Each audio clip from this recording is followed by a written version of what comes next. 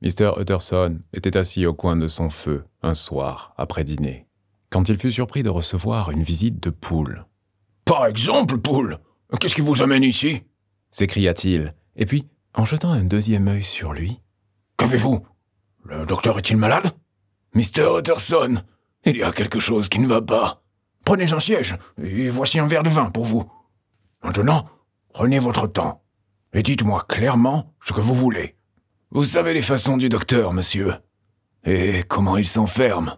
Eh bien, il est encore enfermé dans le cabinet, et ça ne me plaît pas, monsieur. Je veux bien mourir si ça me plaît. Mr. Utterson, j'ai peur. Maintenant, mon bon, soyez explicite. De quoi avez-vous peur? J'ai peur depuis environ une semaine, et je n'en peux plus. » L'apparence de l'homme confirmait amplement ses paroles. Sa manière s'était altérée, et, excepté le moment où il avait d'abord annoncé sa terreur, il n'avait pas regardé une fois le juriste en face. Même maintenant, il était assis avec le verre de vin intact sur le genou et les yeux dirigés vers un coin du plancher. « Je n'en peux plus. Allons, je vois que vous avez quelques bonnes raisons, Poole. Je vois qu'il y a quelque chose qui va sérieusement mal. Essayez de me raconter ce que c'est. » « Je crois qu'il y a eu un guet-apens. »« Un guet-apens » s'écria le juriste, effrayé un bon coup et assez enclin à être irrité en conséquence. « Quel guet-apens? Qu'entend donc cet homme ?»« Je n'ose dire, monsieur. Mais voulez-vous venir avec moi et voir par vous-même ?» La seule réponse de Mr. Utterson fut de se lever et d'attraper son chapeau et son pardessus. Mais il observa avec étonnement la grandeur du soulagement qui apparut sur le visage du maître d'hôtel, et, avec non moins peut-être, que le vin était toujours intact quand il le déposa pour suivre. C'était une sauvage, froide nuit de mars, de saison, avec une pâle lune couchée sur le dos comme si le vent l'eût culbuté, et une fuyante nue de la plus diaphane et lineuse texture. Le vent rendait la conversation difficile et faisait des mouchetures de sang au visage. Il semblait avoir balayé les rues inhabituellement dénudées de passagers, en outre, car Mr. Utterson croyait n'avoir jamais vu cette partie de Londres si déserte. Il eût pu le souhaiter autrement. Jamais de sa vie il n'avait eu conscience d'un désir si vif de voir et toucher ses semblables, car il avait beau lutter, il naissait sur son esprit l'écrasante expectative d'une calamité. La place, lorsqu'ils y arrivèrent, était toute pleine de vent et de poussière, et les arbres grêles du jardin se cinglaient le long des grilles. Poole, qui avait gardé tout le chemin un pas ou deux d'avance, s'arrêta maintenant au milieu du trottoir, et, en dépit du temps mordant, retira son chapeau et s'épongea le front avec un mouchoir de poche rouge. Mais, malgré la précipitation de sa venue, ce n'était pas les rosées de l'effort qui l'essuyaient, mais la moiteur de quelque angoisse qui l'étranglait. Car son visage était pâle, et sa voix, quand il parla, âpre et cassée. « Eh bien, monsieur, nous y sommes. Et fasse Dieu qu'il n'y ait rien de mauvais. Amen, Poole. » Là-dessus, le domestique frappa d'une manière très circonspecte.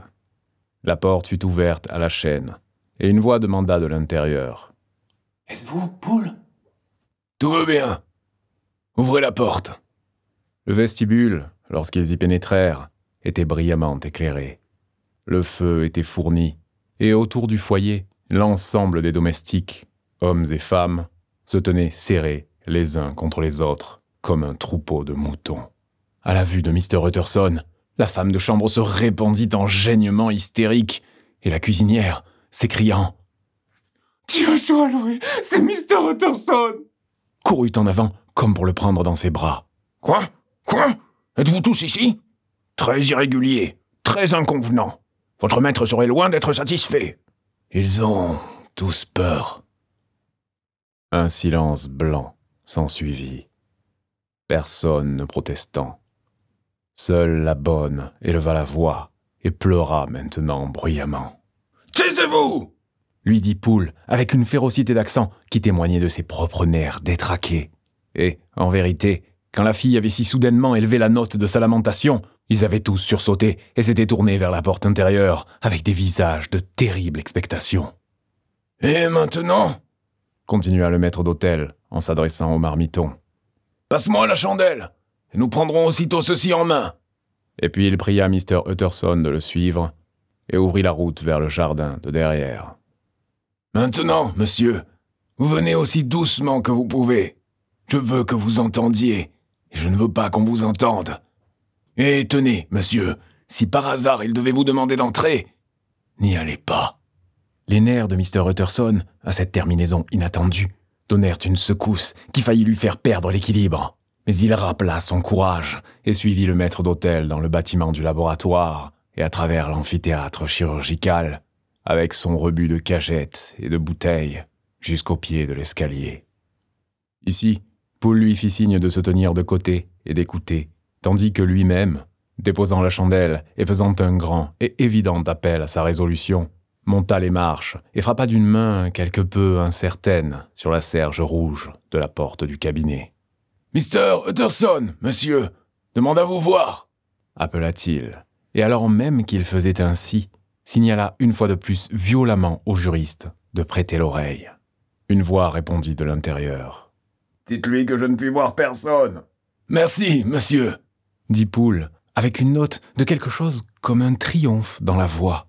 Et, reprenant sa chandelle, il reconduisit Mr. Utterson à travers la cour et jusqu'à la grande cuisine, où le feu était éteint et les scarabées sautaient sur le plancher. « Monsieur !»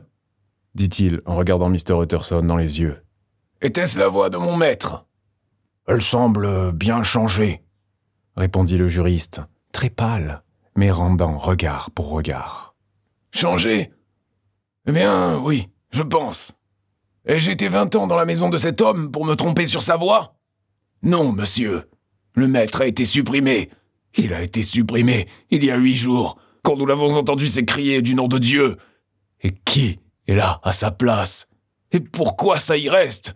Et une chose qui crie au ciel, Mr. Utterson. Voici un conte très étrange, Poole. Voici un conte plutôt extravagant, mon ami, dit Mr. Utterson en se mordant le doigt. Supposons qu'il en soit comme vous supposez. Supposez que le docteur Jekyll ait été, assassiné. Qu'est-ce qui pourrait induire l'assassin à rester ? Ça ne tient pas debout. Ça ne se recommande pas à la raison. Eh bien, Mr. Utterson, vous êtes un homme dur à satisfaire. Mais je le ferai cependant.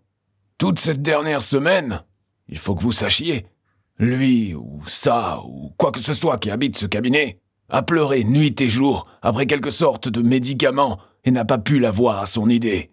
C'était quelquefois sa façon, celle du maître, c'est-à-dire d'écrire ses ordres sur une feuille de papier et la lancer sur l'escalier.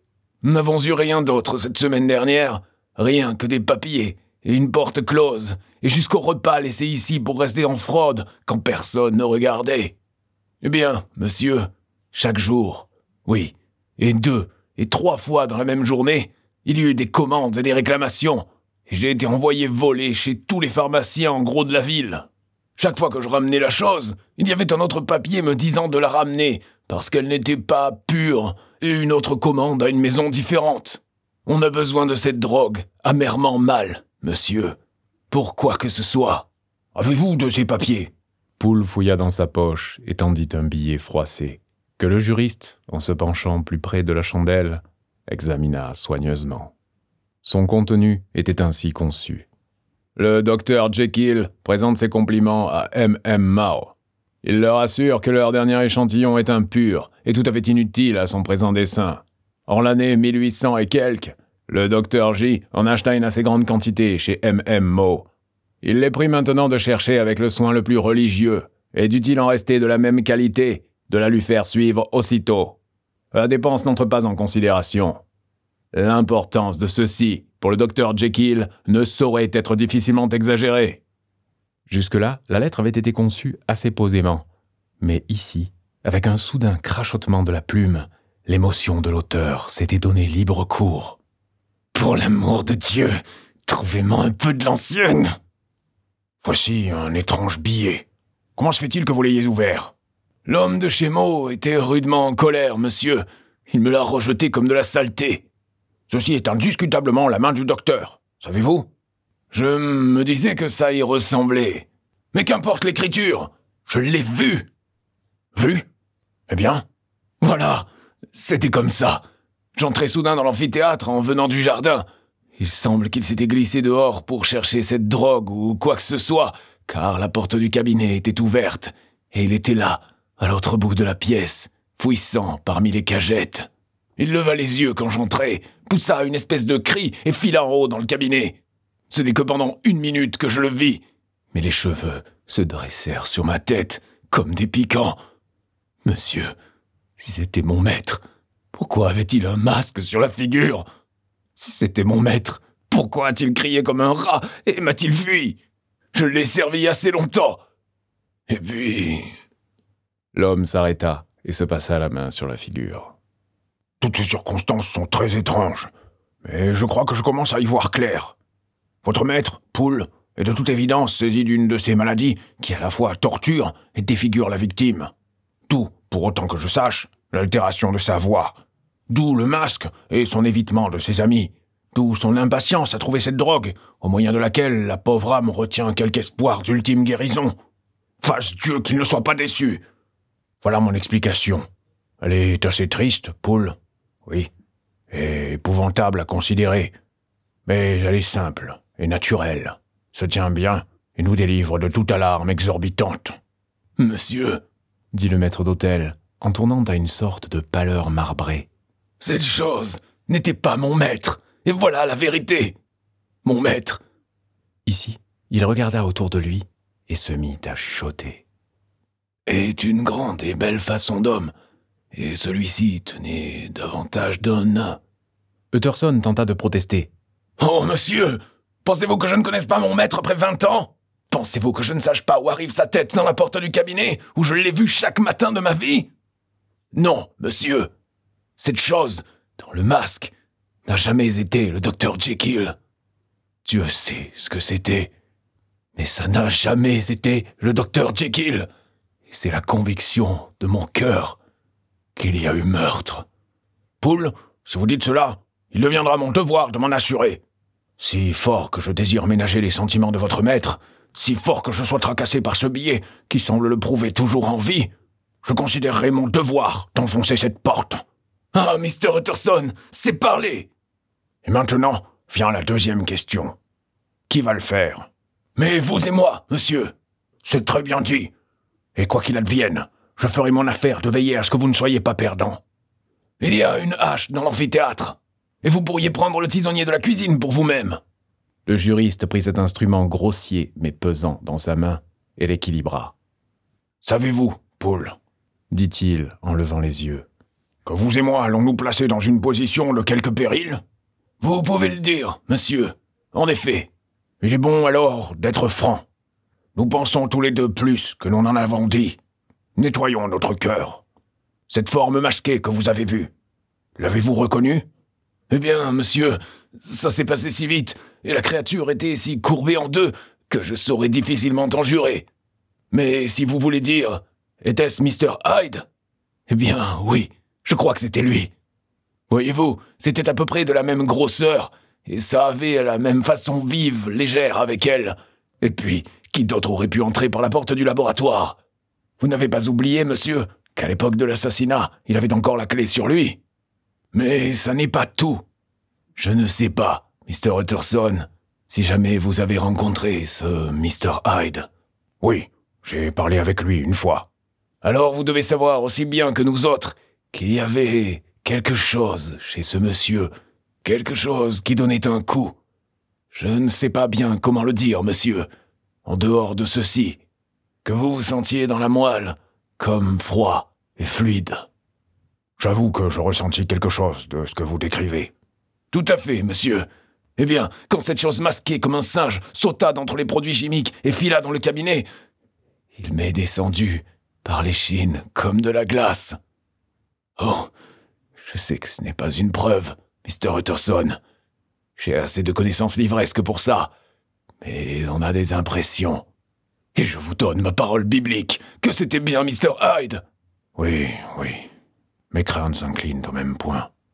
Du mal, je le crains, fondé. Du mal était sûr d'arriver de cette relation. Mais oui, vraiment, je vous crois. Je crois que le pauvre Jekyll a été tué.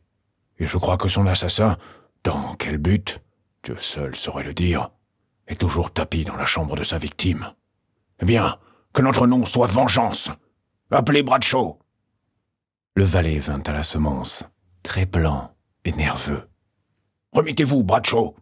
Cette attente, je le sais, porte sur vous tous. Mais c'est maintenant notre intention d'y mettre un terme. Poole et moi allons pénétrer de force dans le cabinet. Si tout est bien, mes épaules sont assez larges pour porter le blâme. Cependant, de craindre que quelque chose n'aille réellement mal, ou que quelque malfaiteur ne cherche à échapper par derrière, vous et le garçon devez tourner le coin avec une paire de bons bâtons et prendre votre poste à la porte du laboratoire. Nous vous donnons 10 minutes pour rejoindre vos places. Comme Bradshaw les quittait, le juriste regarda sa montre. Et maintenant, Poole, rejoignons les nôtres. Et, prenant le tisonnier sous le bras, il ouvrit la route dans la cour. Le diablotin s'était amoncelé devant la lune, et il faisait maintenant tout à fait noir. Le vent, qui ne pénétrait que par bouffées et tirages dans ce puits profond de bâtiment, ballottait la lumière de la chandelle dans tous les sens autour de leurs pas, jusqu'à ce qu'ils arrivèrent à l'abri de l'amphithéâtre, où ils s'assirent silencieusement pour attendre. Londres bourdonnait solennellement tout autour, mais plus proche, le silence n'était rompu que par le son d'une foulée se transportant çà et là sur le plancher du cabinet. Ça marchera ainsi toute la journée, monsieur. Oui, et la majeure partie de la nuit.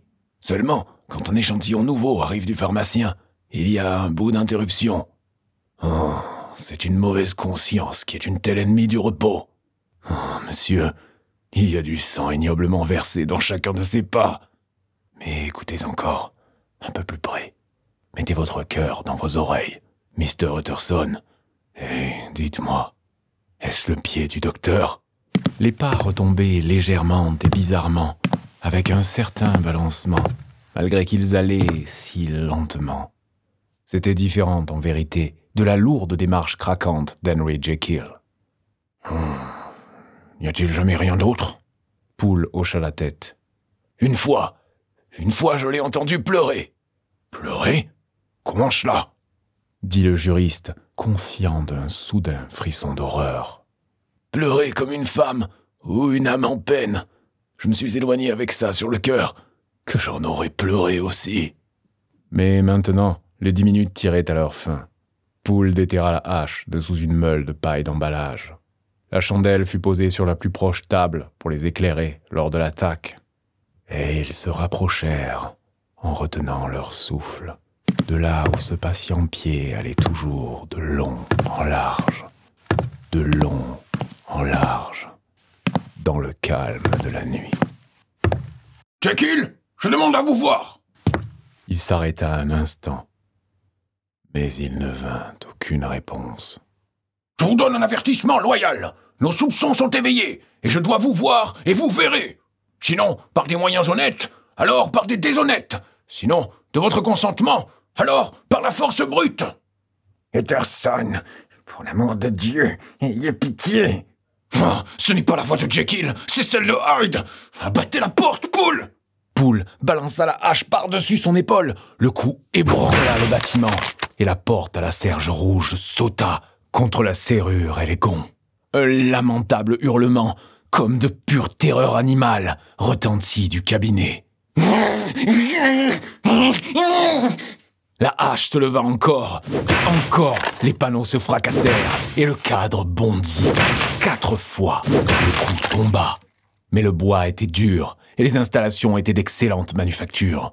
Et ce ne fut qu'après le 5e que la serrure se rompit en 2 et les débris de la porte tombèrent à l'intérieur sur le tapis. Les assiégeants, épouvantés par leur propre émeute et le silence qui avait succédé, restèrent un peu en retrait et scrutèrent à l'intérieur. Là s'étendait le cabinet devant leurs yeux dans la paisible lumière de la lampe. Un bon feu luisant et bavardant dans le foyer, la bouilloire chantant son accent grêle, un tiroir ou deux ouvert, des papiers présentés avec ordre sur la table de travail, et plus près du feu, le nécessaire disposé pour le thé. La pièce la plus paisible, eût-on dit. Et, sans les armoires vitrées pleines de produits chimiques, la plus banale ce soir-là, dans Londres. Au beau milieu gisait le corps d'un homme douloureusement contorsionné et palpitant encore. Ils s'approchèrent sur la pointe des pieds, le tournèrent sur le dos et découvrirent la face d'Edward Hyde.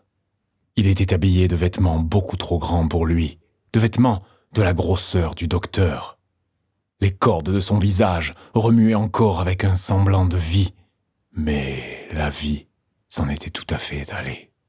Et, par la fiole écrasée dans la main et la forte odeur d'amande suspendue dans l'air, Utterson sut qu'il regardait le corps d'un homme qui s'était détruit. Nous sommes arrivés trop tard. Soit pour sauver ou punir. Hyde est allé rendre son compte. Et il ne nous reste qu'à trouver le corps de votre maître. La plus grande proportion du bâtiment était occupée par l'amphithéâtre, qui remplissait presque tout le rez-de-chaussée et était éclairé d'en haut et par le cabinet, qui formait un étage supérieur à une extrémité et donnait sur la cour. Un corridor reliait l'amphithéâtre à la porte de la ruelle, et, avec celui-ci, le cabinet communiquait séparément par une seconde volée d'escalier. Il y avait, en outre, quelques placards obscurs et une cave spacieuse. Ils examinèrent maintenant tout ceci à fond. Chaque placard n'avait besoin que d'un coup d'œil, car tous étaient vides, et tous, par la poussière qui tombait de leurs portes, étaient restés depuis longtemps sans ouvrir. La cave, en vérité, était remplie d'un rebut décrépit, datant surtout des temps du chirurgien qui était le prédécesseur de Jekyll. Mais alors même qu'ils ouvraient la porte, ils furent avertis de l'inutilité de recherches plus poussées par la chute d'un parfait tapis de toile d'araignée qui avait scellé depuis des années l'entrée. Nulle part il n'y avait la trace d'Henry Jekyll, mort ou vif. Poole tapa du pied sur les dalles du corridor. « Il doit être enterré ici !» dit-il en prêtant l'oreille au son. « Oh, il peut avoir fui !» dit Utterson, et il se tourna pour examiner la porte de la ruelle. Elle était verrouillée, et, gisant tout près sur les dalles, ils trouvèrent la clé, déjà tachée de rouille. « Celle-ci ne paraît pas servir. »« Servir ? Ne voyez-vous pas, monsieur ? Elle est cassée. À peu près comme si un homme l'avait tapée du pied. Oh, et les fractures aussi sont brouillées. » Les deux hommes s'entre-regardèrent avec effroi. « Ceci me dépasse, Poole. Revenons au cabinet. » Ils montèrent l'escalier en silence, et avec encore un occasionnel regard frappé d'effroi au corps mort, se mirent en devoir d'examiner plus à fond le contenu du cabinet. À une table, il y avait des traces de travail chimique. Divers tas mesurés de quelques sels blancs étaient disposés sur des soucoupes de verre, comme pour une expérience dans laquelle le malheureux avait été prévenu. « C'est la même drogue que je lui ramenais toujours !» dit Poole, et alors même qu'il parlait, la bouilloire, avec un bruit saisissant, déborda. Ceci les amena à la cheminée, où la bergère était douillettement tirée, et le nécessaire à thé se trouvait près au coude de l'occupant, le sucre même dans la tasse. Il y avait plusieurs livres sur une étagère. L'un gisait ouvert près du nécessaire, et Utterson fut stupéfait de le trouver un exemplaire d'une œuvre pieuse, pour laquelle Jekyll avait plusieurs fois exprimé une grande estime, annoté de sa propre main de saisissants blasphèmes. Ensuite, au cours de leur revue de la chambre, les chercheurs arrivèrent à la psyché, dans les profondeurs de laquelle ils regardèrent avec une involontaire horreur. Mais elle était tournée de façon à ne leur montrer que la lueur rosée jouant au plafond, le feu étincelant en 100 répétitions le long de la façade vitrée des armoires, et leur propre physionomie, pâles et effrayées, penchées pour regarder dedans. « Cette glace a vu d'étranges choses, monsieur. Et sûrement aucune chose de plus étrange qu'elle-même. Car que faisait Jekyll ?» Il se rattrapa à ce mot avec un sursaut, et puis, vainquant la faiblesse. « Qu'est-ce que Jekyll pouvait vouloir en faire ? Vous pouvez le dire !» Ensuite, ils se tournèrent vers la table de travail.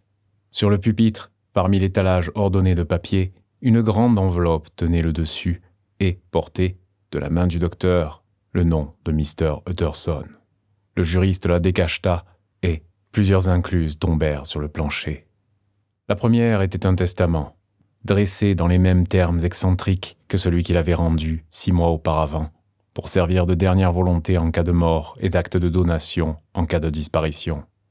Mais en place du nom d'Edward Hyde, le juriste, avec une indescriptible stupéfaction, lut le nom de Gabriel John Utterson. Il regarda Poole, et puis à nouveau les papiers, et, en tout dernier, le malfaiteur mort étendu sur le tapis. La tête me tourne. Il a été tous ces jours en possession. Il n'avait aucune raison de m'aimer. Il a dû enrager de se voir remplacé. Il n'a pas détruit ce document. Il attrapa le papier suivant. C'était une brève note de la main du docteur et datée en haut.